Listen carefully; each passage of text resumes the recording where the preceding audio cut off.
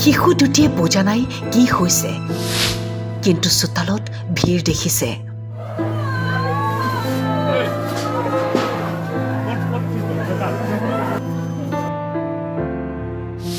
জোৱান পিতৃয়ে সগৌৰৱেৰে পিন্ধিছিল ইউনিফৰ্ম, কিন্তু পতাকা মেৰিয়াই অনা হ'ল নিথৰ দেহ।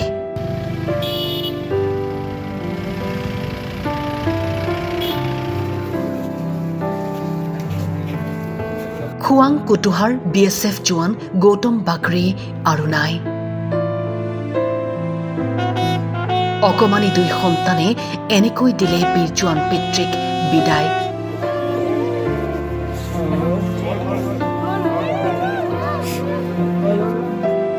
বিহুত ঘৰলৈ আহি আনন্দ স্ফূৰ্তিৰে অন্তিম সাঁজ ভাত খাই কৰ্মস্থলীলৈ ওলাই গৈছিল গৌতম বাগৰি। শ্বিলঙৰ 110 BSFৰ জোৱান আছিল বাগৰি। কৰ্মস্থলীতে যোৱা 29 এপ্ৰিল তাৰিখে হঠাৎ হৃদৰোগত আক্ৰান্ত হৈ মৃত্যুক সাৱটি লয়।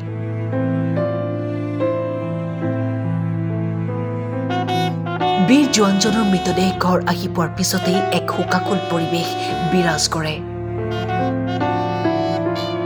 দুই অকমানি সন্তানক কাষত লৈ আৱেগ বিহ্বল হৈ উচুপি উঠে পত্নী।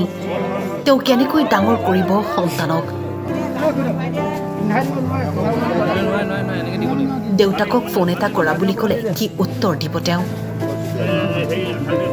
পত্নীক গধুৰ দায়িত্ব দি অজান দেশলৈ গুচি গ'ল পিতৃ।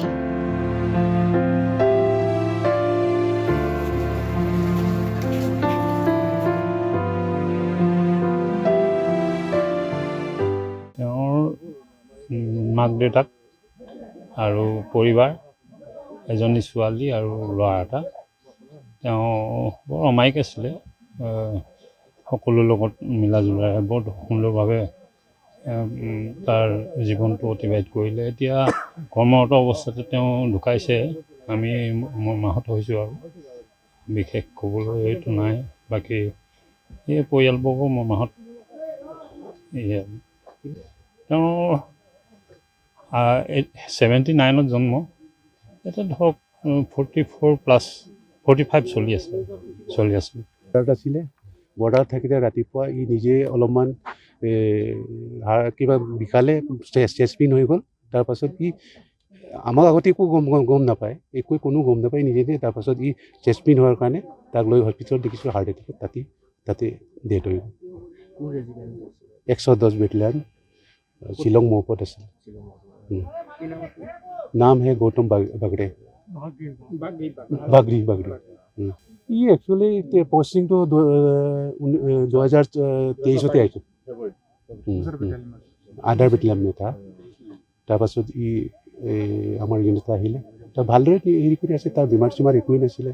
অচানক ই তেনেকুৱা মৰিলে, সেইটো ডক্টৰে জানে আৰু ই নিজেই জানে, আৰু সেইটো বিষয়ে আমি নাজানো। সেইটো সকলো যদি কোনোবাই তেনেকৈ মৰে চবকে চালামি দিয়ে, চালামি দিবই লাগিব। তাৰপাছত আমাৰ ফৰ্মেলিটি যিটো BSF ফৰ্মেলিটি, যদি তাৰ পৰা ঘৰলৈ যদি বিচাৰে তাতো জ্বলাব পাৰে, কিন্তু ইয়াতো আহি ইয়াতো জ্বলাব পাৰে। আৰু তাৰ পৰা আহি পিনে আমি চালামি দি পিনি সেইটো কাম তাৰ চব পদ্ধতিৰ কাৰণে কাম কৰি দিওঁ। সম্পূৰ্ণ সামৰিক মৰ্যাদাৰে কুটুহাৰ শ্মশানত জোৱানজনৰ শেষকৃত্য সম্পন্ন কৰা হয়।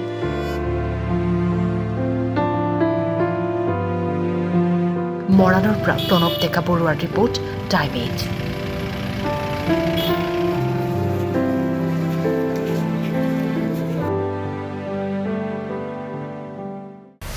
প্ৰতিটো ৰাজনৈতিক দলে বজাইছে নিৰ্বাচনী ৰণদংকা।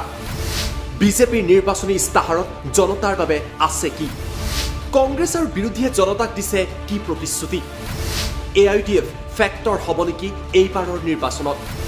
প্ৰতিটো দলৰ প্ৰতিনিধিয়ে জনতাক ক'ব তেওঁলোকৰ প্ৰতিশ্ৰুতিৰ কথা। ষ্টাৰ চিমেণ্ট 24ত চৰকাৰ কাৰ, পাৱাৰ্ড বাই ডাটা মেশ্যন।